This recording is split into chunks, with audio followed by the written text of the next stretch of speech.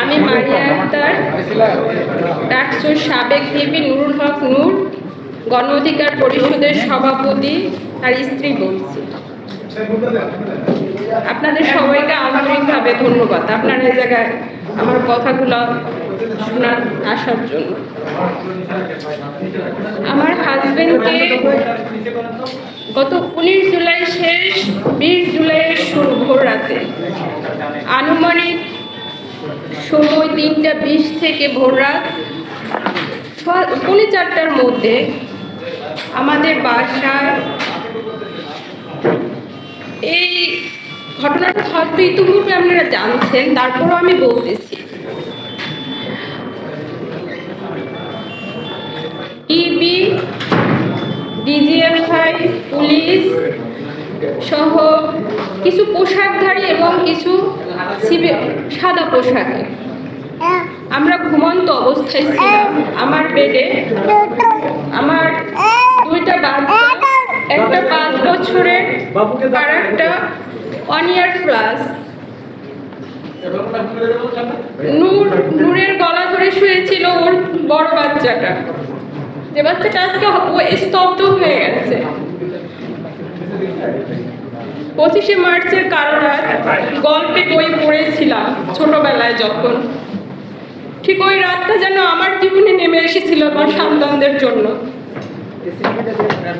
আমাদের ঘরে কোনো কলিং বেল দেওয়া হয়নি, কোনো কিছু না। হঠাৎ করে মেইন দরজা এবং আমাদের রুমের যখন দরজা ভাঙার শব্দ শুনে আমি শুধু ছোট বাচ্চাটাকে দেখে শুধুমাত্র দাঁড়িয়েছিলাম। এর মধ্যে দেখে আমার সামনে এসে অন্ধকার ঘর, অনেকগুলো লোক, তাদেরকে তখন তো আমি চিনতে পারতেছিলাম না। নূর উঠতে পারতেছিল না, বড় বাচ্চাটার গলাটা জড়িয়ে ধরেছিল। এর মধ্যে ওরা ঘরে ঢুকে সর্বোচ্চ মনে হয় 3 থেকে 4 মিনিট হবে। তো বারবার জিজ্ঞেস করতেছিলাম আপনারা কারা। এতটা মানে ভয়ঙ্কর আমি রাতের বর্ণনা হয়তো আমি দিতে পারতেছি না এই মুহূর্তে। 2 থেকে 3 মিনিটের মধ্যে ওকে নিয়ে যাওয়া হয়। আমি নিজেও শারীরিকভাবে অসুস্থ। ওই দিনই আমি একজন খুবই সাধারণ একজন স্কুল টিচার। আমি শারীরিকভাবেও হয়তো কিছু ব্যক্তিগত কথা থাকে যা কখনো পাবলিকলি বলা যায় না, কিন্তু আজকে আমি বলতে বাধ্য হচ্ছি। 7 মান্থ রানিং আমি প্রেগনেন্ট, আর আমার 2টা বাচ্চা এই জায়গায় থাকে, ওর বাবার কাছেই থাকে। আমি যেহেতু চাকরি করি, ইভেন আমার নিজে অসুস্থ এখন, যার কারণে ওদেরকে ক্যারি করে আমার জব করা সম্ভব হচ্ছিল না। তো বৃহস্পতিবার দিন আমি আমার থেকে যখন ছুটি নিয়ে নিজের ডক্টর দেখানোর জন্য আসি, শুক্রবার দিন এসে আমি নামি। তো আমার বলতে খুব কষ্ট হচ্ছে। তো ডক্টর তো দূরের কথা, মানে আমার ছোট বাচ্চাটাও অসুস্থ। ওর যখন জন্মগতভাবেই ওর হার্টে 2টি পিডিএফ এবং এডিনোয়েড প্রবলেম আছে, যার কারণে ওর ওয়েট বাড়তেছে না। তো ওর ডাক্তার দেখানো, আমার ডাক্তার দেখানো, দুটোর জন্যই আমি আসা। এই জায়গায় ওকে রেখে গেছিলাম। তো সেই ভয়ঙ্কর রাত ওকে যখন নিজে শুধু আমরা চিৎকার করতেছিলাম যে আপনারা কারা, কেন নিয়ে যাচ্ছেন, তারা কিছুই বলতেছিল না। তোকে নিয়ে যাওয়ার পরে আমরা কি করব, হতভম্ব। আমাদের বাসার যতগুলো ফোন ছিল সবগুলো ফোন তারা নিয়ে যায়। ইভেন সিকিউরিটি গার্ডের যে নর্মাল ফোন সেটাও তাকে নিয়ে যাওয়া হয় ওই রাতে। তারপর ভোর রাত ওকে নিয়ে যাওয়ার কিছুক্ষণ পরেই আজান দিচ্ছিল। আমি রোডে পাগলের মতো দৌড়াচ্ছিলাম যে কারা নিয়ে যাচ্ছে। সেই 25শে মার্চের রাতের মতো এত ভয়ঙ্কর, এত বিভৎস। আমার কিছু কথা আসলে বলতে আমার খুব কষ্ট হচ্ছে আজকে। ওরা আমাকে ধরেছিল এমন ভাবে, শুধু আমি জানতে চাচ্ছিলাম যে কেন নিয়ে যাচ্ছে। আমার বাচ্চাটা থরথর করে কান্না করতেছিল, বড় বাচ্চাটা ভয়ে সে কান্না করতে পারতেছিল না। ইভেন ওর সাথে তার আগেও একটা ইনসিডেন্ট আমাদের বাসায় ঘটে গেছিল। বললাম আমি যে ছেলেটা ছিল আমাদের বাসায়, তখন আমাদের দরজা ভেঙে নিয়ে যায়। সো মানসিকভাবে ওর ট্রমা চলে যায়, ও কথা বলো আর 5টা সাধারণ বাচ্চার মতো ওর লাইফটা এখন নেই। যাই হোক, তখন নিয়ে যাওয়ার পরে আমরা ডিবি কার্যালয়ে যাই মেট্রো রোডে 7টার দিকে। ও জায়গায় খোঁজ করি যে কারা নিয়ে গেল, যেহেতু প্রশাসন হয়তো নিয়ে গেছে কিনা। জানার জন্য টিভি কার্যালয়ে গেলাম। ওই জায়গা থেকে যেহেতু র্যাবের 2টা গাড়ি ছিল, র্যাব 3-এর, তো তার জন্য র্যাব 3-এ যায়। যখন ওর খোঁজ পাচ্ছিলাম না, তারপর বাধ্য হয়ে নিকটস্থ আমাদের হাতিরঝিল থানায় গেলাম। যেহেতু খোঁজ মানে শুধুই ভয় ছিলাম যে আসলে কি আমরা ফেরত পাবো কিনা, জানি না, যেভাবে নিয়ে গেছে ওরা। 2বার করে আমাদের কাছে কোনো তথ্য নেই। যে অনেক সময় কোনো এলাকায় মানে এরকম যদি করা হয়, তাহলে নিকটস্থ থানাকে ইনভলভ করা হয়, তাদেরকে জানানো হয়। সো তাদের কাছে বারবার যাওয়া, তারাও কোনো তথ্য দিচ্ছিল না। পাগলের মতো দাঁড়ায় দাঁড়ায় প্রত্যেকটা প্রশাসনের এসে ঘুরতেছিলাম।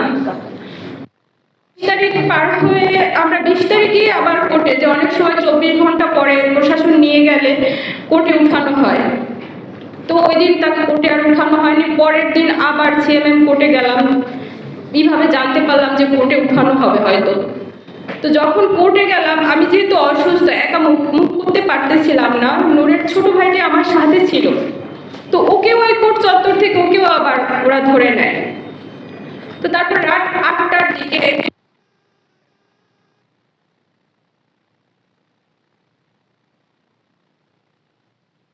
হয়েছিল কোথায় কিছুই তখন জানতে পারিনি।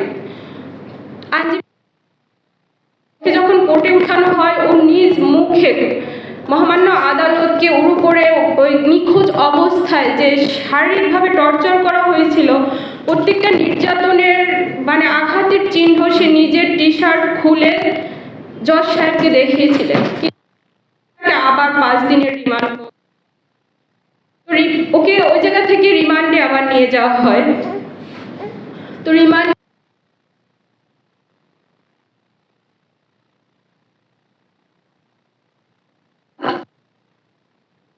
কোর্টে উঠানো হয়, সে এক বিভৎস চিত্র।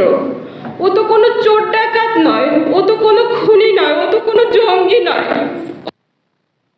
ডাকসুর সাবেক ভিপি ছাত্রদের হয়ে কথা বলছে, আর এতটুকু তো অধিকার আমাদের সংবিধান আমাদেরকে দিয়েছে। নিজে পায়ে হেঁটে মানে ও কোর্টে উঠতে পারেনি, পুলিশের কাঁধে ভর দিয়ে তারপরে ওকে কোর্টে উঠতে হয়েছিল। তো মহামান্য আদালতকে বারবার অনুরোধ করার পরে মানে আমি একটু দেখা করার সুযোগ পাই। তো তখন ও বলে যে এই রিমান্ডের 5টা দিন ওর উপরে যে অমানবিক মানে নির্যাতন করা হয়েছে, যেটা বলতে আমার মানে একটা মানুষের উপরে এরকম জানোয়ারের মতো, আমি জানি না অন্য কোথাও হয় কিনা। আগে শুনেছি রিমান্ডে নেওয়া হয় জিজ্ঞাসাবাদের জন্য, বাট এতটা ভয়ঙ্কর ভাবে ওর উপরে অত্যাচার করা হয়েছে, যেটা